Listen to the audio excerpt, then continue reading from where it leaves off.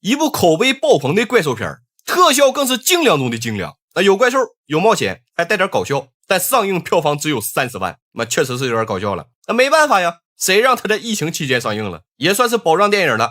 2020年的《爱与怪物》说有一颗小行星要撞地球，那人类就发射了一堆火箭，小行星是被炸毁了，但火箭里还有大量的辐射物质，导致所有的冷血动物变异了。那以前杀死蟑螂用一只拖鞋就行，但现在用坦克都不一定能干掉。人类军队集合了所有的火力，和超级怪物们同归于尽。那战争持续了1年，地球失去了 95% 的人口，那存活下来的人只能在地堡里生存。阿强就是其中之一，已经在地堡里住7年了。那这个基地就他一个单身的天天晚上听着声音睡不好觉刺挠痒痒。在地下基地，食物是最重要的，狩猎队会定期出去寻找，但阿强因为胆子太小被排除在外了，他只能当后勤，负责做饭什么的。但这天基地突然被怪物入侵了，狩猎队赶紧装备上武器，但阿强也想帮忙。 make you feel bad, Joel. We love you, Joel. But you're unsafe. Okay, why did that speech feel so rehearsed? 那行动不是很顺利，他们失去了1名战士，阿强坐不住了，拿上弓弩就要出去帮忙。此时怪物已经进来了，是一只变异的蚂蚁。阿强已经被吓呆住了，根本控制不了自己的身体。就在这关键时刻，那这就是阿强的致命弱点，极度恐惧下就无法动弹。虽然无法参加战斗，但每次遇到的怪物他都会画下来，标注上怪物的弱点，而且他还会使用无线电，也是通过无线电他联系上了前女友阿珍。那俩人分别了7年，没想到对方都还活着，于是他做了个大胆的决定。 How far away is Amy's colony? 但他们距离阿珍的基地足足有85英里，最少也要7天才能到。就算是全副武装的队伍，也只能在地面前进50英里，这是不可能完成的任务。伙伴们都反对他去，但阿强非常的坚持。那没办法，伙伴们给他画了地图，叮嘱他很多的事情，让他机灵点，尽量躲着走。就这样，阿强终于走出了地堡，拿出队友给的地图，上面标注着要往西走。没问题，那就出发吧。没错，他没有方向感，但好歹是迈出了第一步。那起初这场旅途还算顺利，但很快就听到了怪物的声音。阿强急忙躲进附近的房子，但房子里也不安全冰箱里有怪物，外边的池塘里也有怪物。精英级怪物，猛毒可爱嘎达宝，擅长弹舌攻击，直接吸入了阿强的脚。就在这个关键时刻，一只小黑出现了，那嘎达宝被惹怒了，直接进入了2阶段，上岸。小黑带他逃到了一辆车上，并且熟练地关上了门。那车上的生活痕迹表明，这儿曾经是小黑和主人的家，但也只是曾经了。如今陪伴小黑的只剩下了主人的裙子。阿强在这休息了一下，更新了一些怪物图鉴，正准备离开的时候，小黑却要跟着他。阿强带上了他主人的裙子，那一人一狗末日黄金组合。小黑在地面生存了很久，非常的有经验，帮了阿强很多，比如提醒他路边的浆果有毒。咱就说有这种大佬带着，那不是妥妥的通关吗？结果没走多远，阿强掉洞里了，墙壁上有很多的洞，那地上还有很多的骨，种种迹象表明这是变异杀虫的老巢。就在以为要死定的时候，一位满级大佬出现了，是一对妇女，看起来就很有经验，对各种怪物了如指掌，比如焚树怪、暴走兽、睡姿怪等等。其中睡姿怪最难缠，因为它会跟踪人的气味。当然这都是小女孩起的名。他们正好和阿强顺路，可以庇护阿强一阵的。但授人以鱼不如授人以渔，阿强携带的武器是弓弩。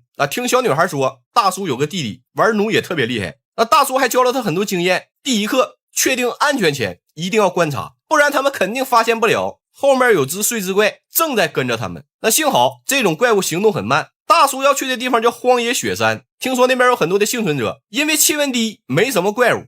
正说着，大叔突然让阿强别动，因为他后面的岩石是怪物，是一只变异的蜗牛，岩石是他的壳。奇怪的是，大叔竟然安抚了蜗牛，让他带着阿强的衣服走了。大叔还说运气不错，蜗牛会把阿强的气味散播山谷，迷惑后面的睡姿怪。原来不是所有的怪物都有攻击性，看他们的眼神可以分辨出来。晚上阿强更新了怪物图鉴，大叔还给他做了补充。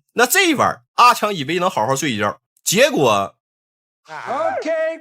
第2课，吃饭和睡觉只能2选1，因为怪物会闻到食物的味道。 Why wouldn't you tell me that though?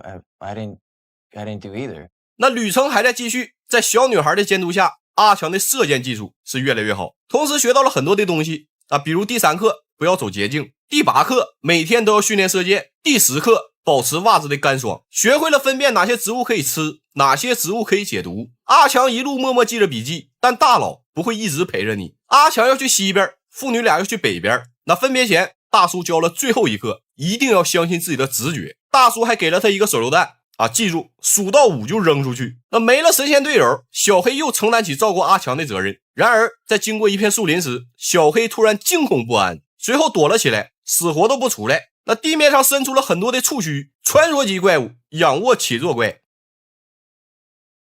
那这怪物对声音很敏感，没等阿强发生弩箭，直接就被甩了出去。那怪物的目标是小黑。看到这样的场景，阿强想起了自己的父母，当时他眼睁睁看着父母离开，自己却什么都做不了，如今再次面临抉择，是当一辈子的懦夫，还是当一时的英雄？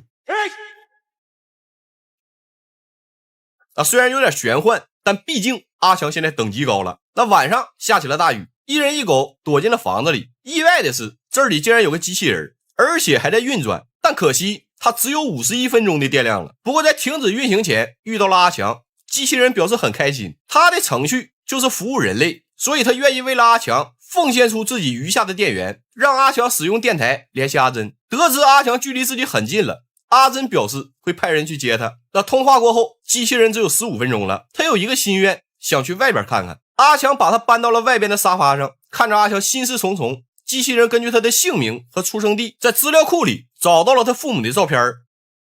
I miss you guys so much. 他为人类耗尽了最后一丝电量，甚至都没说一声再见。阿强为他建了个坟墓，继续踏上了旅程。但运气非常的不好，他遇到了史诗级怪物沙虫虫后。虫后没有视觉，全靠声音捕猎。本以为躲过一劫，但小黑发现主人的裙子掉进了河里。虫后再次被吸引过来，阿强见状赶紧冲向背包，拿出了那颗手榴弹，成功击杀了虫后。但是水里也不安全，他现在满身都是吸血虫，那变异的虫都有毒。阿强出现了幻觉，幸好旁边有解毒的草，让他暂时缓解了一下。那朦胧中他好像看到了阿珍，阿强想都没想就吻了上去。那再次醒来，他已经到了基地，刚才的一切不是幻觉，阿珍确实救了他，只不过他亲的是别人。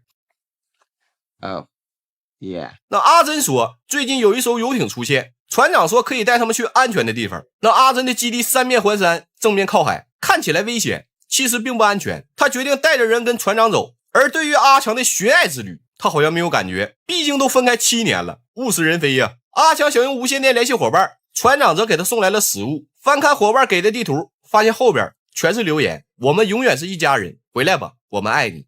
Hello?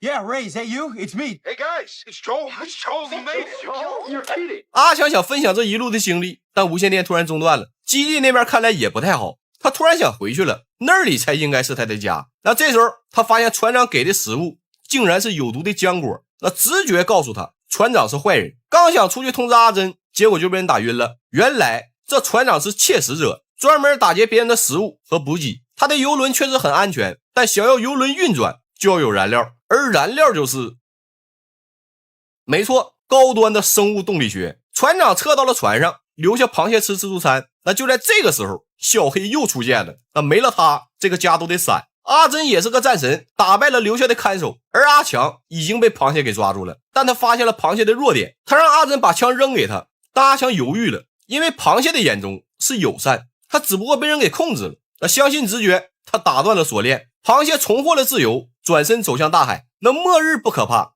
可怕的是人心。阿强决定回去找伙伴，因为人生并不只有爱情，何况爱情他也没有了。回去的路上虽然艰险，但他还是见到了家人们。他把自己学到的经验用电台分享了出去，并决定带着大家前往那个安全的雪山。但雪山真的安全吗？ Snow spiders will probably get him. That's not a good way to go. 那电影到这就结束了。看伏笔其实是有第2部的，不过票房实在太惨淡了，估计也是有生之年了。那么这期到这儿吧，咱们下期见，么么哒。